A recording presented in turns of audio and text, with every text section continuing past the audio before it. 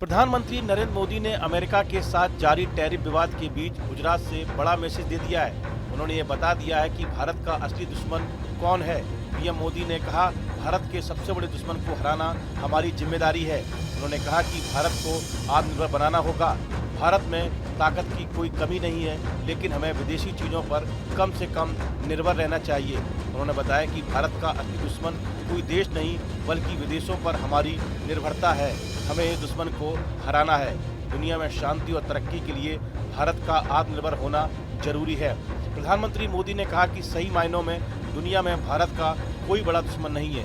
दूसरे देशों पर निर्भरता भारत की एकमात्र दुश्मन है। हमें दूसरों पर इस निर्भरता को खत्म करना होगा। हमें यह समझना होगा कि हम जितना दूसरों पर निर्भर रहेंगे, विफलता की दर उतनी ही ज्यादा होगी। 47 जब देश की आजादी के 100 साल होंगे, 2047 तक विकसित होना है, तो भारत को आत्मनिर्भर होना ही होगा। आत्मनिर्भर होने के अलावा भारत के पास कोई विकल्प नहीं है। 140 करोड़ देशवासियों का एक ही संकल्प होना चाहिए। चीप हो या शीप, हमें भारत में ही बनाने होंगे। प्रधानमंत्री मोदी शनिवार 20 सितंबर को गुजरात के भावनगर में आयोजित समुद्र से समृद्धि कार्यक्रम में बोल रहे थे। उन्होंने कहा कि ये कार्यक्रम तो भावनगर में हो रहा है, लेकिन ये कार्यक्रम पूरे हिंदुस्तान का है। पूरे भारत में समुद्र से समृद्धि की ओर जाने की हमारी दिशा है। इसके लिए इस महत्वपूर्ण कार्यक्रम का केंद्र भावनगर को चुना है। इस दौरान पीएम मोदी ने गुजरात और भावनगर के लोगों को बधाई दी। प्रधानमंत्री मोदी ने कहा कि 21वीं सदी का भारत समुद्र को एक बड़े मौके की तरह देख रहा है। देश में बंदरगाहों के जरिए विकास को तेज करने के लिए हजारों करोड़ रुपए के प्रोजेक्ट शुरू किए गए हैं। आत्मनिर्भर भारत की बात करते हुए उन्होंने कहा कि भारत अब पूरे विश्व के साथ दोस्ती और सहयोग की भावना से आगे बढ़ रहा है।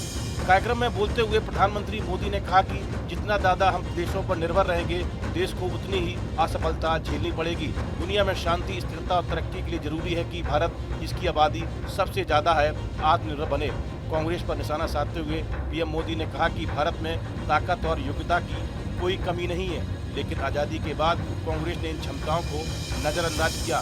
इस वजह से 60-70 साल बीत जाने के बाद भी भारत वो सफलता नहीं पा सका जिसका वह हकदार था।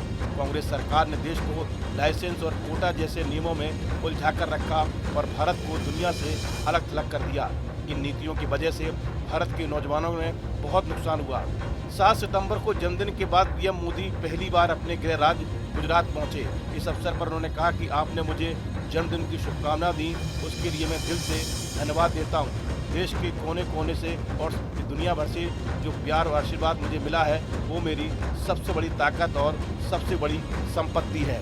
इस वीडियो में फिलहाल इतना ही। आप बने रहिए न्यूज नेशन के डिजिटल प्लेटफॉर्म के साथ। जहां भक्ति है हर शब्द में, कथाओं में छुपे हैं दिव्य रहस्य और ज्योतिष देता है जीवन को दिशा। धर्म से जुड़ी हर बातों को जानने के लिए हमारे चैनल स्तुति को सब्सक्राइब करें।